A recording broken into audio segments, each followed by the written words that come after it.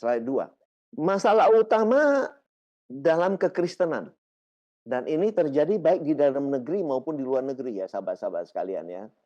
Ini masalah bagi umat kekristenan ya. Ini masalah besar ya yang terjadi, sahabat-sahabat sekalian. Gejala yang sering terjadi adalah banyak orang Kristen masih menunggu kerajaan Allah. Seakan-akan belum terjadi. Sehingga hidupnya lebih pasif dan ada kekhawatiran dan ketakutan. Itu yang terjadi nih ya. Kenapa saya berkata begitu? Karena dulu saya begitu, sahabat-sahabat sekalian. Karena ini pengalaman pribadi saya juga. Ya, masih menunggu-nunggu, ada ketakutan, kekhawatiran, ya, sibuk melawan setan, ngusir-ngusir setan, ya, perang-perang rohani. Itu yang terjadi. Seakan-akan Kristus itu tanpa kuasa dalam hidup kita, nggak ada kuasanya. Sehingga kita masih perang rohani, ngusir-ngusir setan. Apa? Gitu. Itu menjadi pertanyaan bagi kita bersama ya. Apakah itu sudah benar? Gitu ya, teman-teman sekalian. Ini menjadi pertanyaan bagi kita semua ya, sahabat-sahabat sekalian ya. Kita juga masih menunda kekudusan, seakan-akan kita belum kudus terus. Kita belum menang terus di dunia ini. Kita masih berupaya itu dan ini, berupaya untuk mencari keselamatan, mengejar keselamatan. Itu yang terjadi. Jadi kita tidak menyadari betapa kemuliaan Tuhan, kasih-Nya yang besar, kuasanya sudah diberikan kepada saudara dan saya. Itu kita abaikan.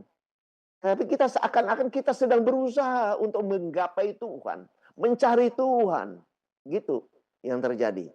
Padahal Tuhan sudah menemukan saudara dan saya. Dan kita sudah memerintah bersama Dia dalam kerajaannya.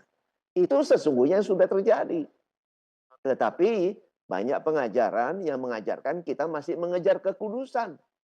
Padahal saudara sudah dikuduskan satu kali untuk selama-lamanya. Tetapi dalam hidup, kalau saudara melakukan kesalahan, yes, itu bisa terjadi. Tapi mari evaluasi untuk tidak mengulangi lagi kesalahan-kesalahan itu. Itulah dalam hidup.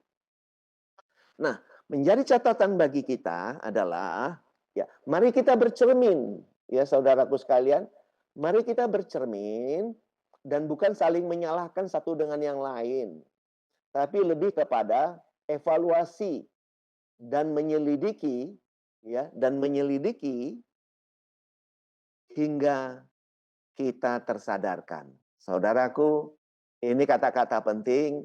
Mari kita tersadarkan, sahabat-sahabat sekalian ya.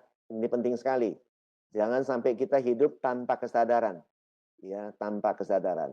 Mari kita benar-benar tersadarkan. Nah, yang menjadi pertanyaan refleksi bagi kita, jika kerajaan Allah benar, mengapa hidup saya tidak mencerminkannya? Nah, ini menjadi pertanyaan. Kalau kerajaan Allah itu benar sudah ada, mengapa kehidupan kita tidak mencerminkan demikian? Jawaban mudahnya adalah karena kita tidak menyadari, tidak tersadarkan bahwa sesungguhnya kita itu manusia baru. Identitas kita bukan manusia biasa, sahabat-sahabat sekalian. Itu yang terjadi ya. Yang banyak terjadi di belahan bumi ini, sahabat-sahabat sekalian, cara pandang futuristik, ya, yang masih ke depan. Iman yang aktif di teori, tapi pasif dalam prakteknya. Mari kita menyadari apakah hal itu terjadi pada kita.